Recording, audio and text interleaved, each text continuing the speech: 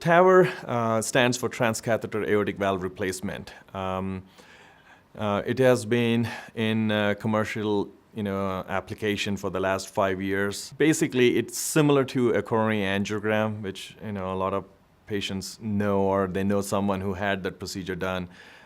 You go through the groin, through the femoral artery that leads to the heart.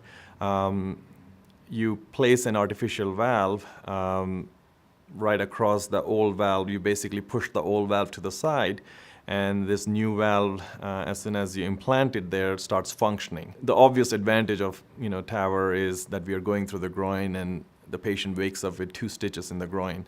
There is no sternotomy. There is no recovery period of 2 to 4 weeks, which is usually involved with the open heart procedure. The risk of bleeding, the risk of stroke, the risk of dying during the procedure is much lower than surgery. It does depend on the kind of patients you are treating, but it gives you a safer alternative in certain patients.